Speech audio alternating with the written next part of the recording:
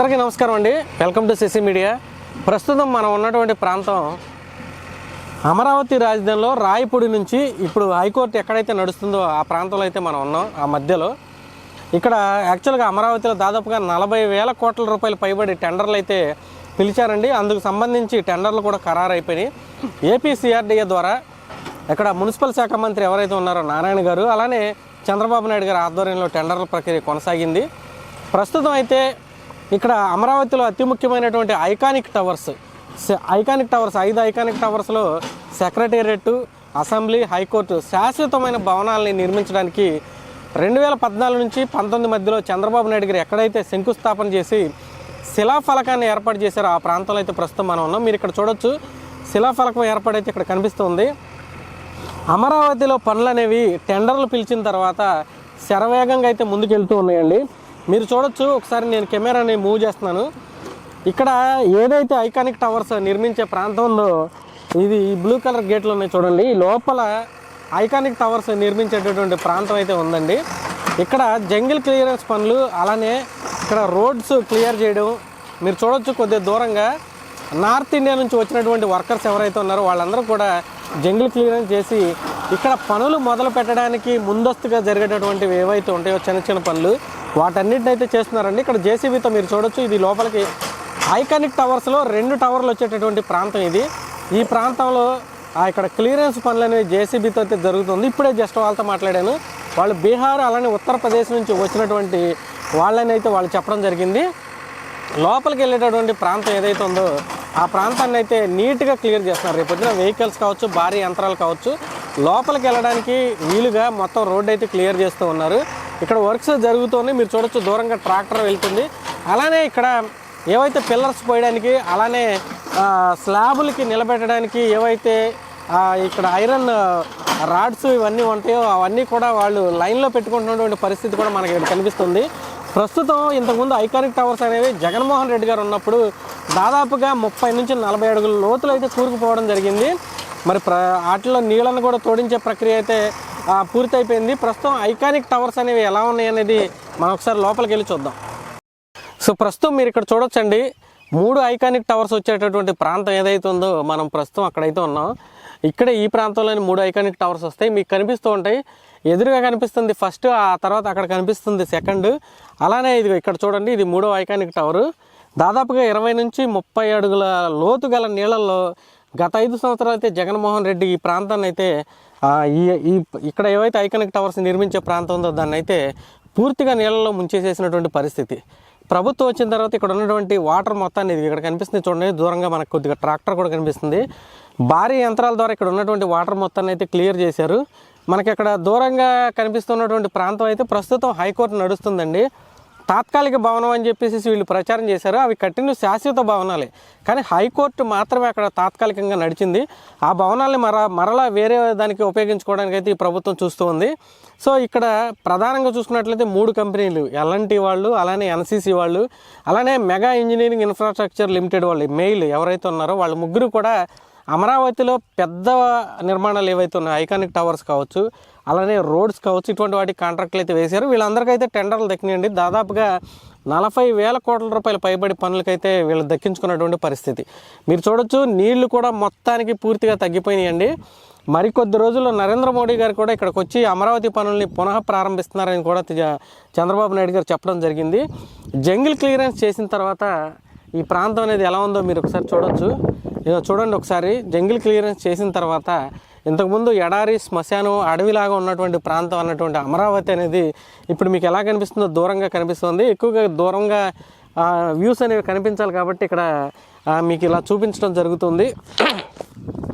40,000 కోట్ల రూపాయలు పైబడి పనులకి ఇందులో ఎక్కువ శాతం కేంద్ర ప్రభుత్వమే భరిస్తూ ఉందండి. అమరావతికి అన్ని విధాలా మేము చేయూతను అందిస్తామని వాళ్ళు చెప్పినటువంటి పరిస్థితిలో దాదాపుగా వరల్డ్ బ్యాంక్ నుంచి 15,000 కోట్ల రూపాయలు అయితే కేంద్రమే ఆ రుణాన్ని చెల్లించేటట్లుగా రాష్ట్ర ప్రభుత్వానికి సంబంధం లేకుండా, అంటే 15,000 కోట్లు మనకు ఉచితంగా ఇస్తుంది. అలానే ఏషియన్ బ్యాంక్ ఏదైతే ఉందో దాని నుంచి, అలానే హడ్కో నుంచి కూడా రుణాలు ఇప్పటికే 40,000 కోట్ల రూపాయలు అయితే అమరావతి కోసం అయితే వచ్చినాయి. అమరావతి అనేది ఎలా అంటే సెల్ఫ్ ఫైనాన్షియల్ క్యాపిటల్ అండి. అంటే ఒక రూపాయికి రూపాయి అనేది ఇక్కడ అదే సంపాదించుకుని అదే కట్టేటువంటి పరిస్థితి. ఎందుకంటే 33,000 ఎకరాల భూములు అనేవి రైతులు ఇచ్చినటువంటి పరిస్థితి. అవి కాకుండా రోడ్స్ రూపంలో కావచ్చు, అలానే చెరువులు కావచ్చు, కుంటలు కావచ్చు, ఇవన్నీ కలిపి దాదాపుగా 50,000 ఎకరాల భూమి అయితే ఇక్కడ ఉందండి.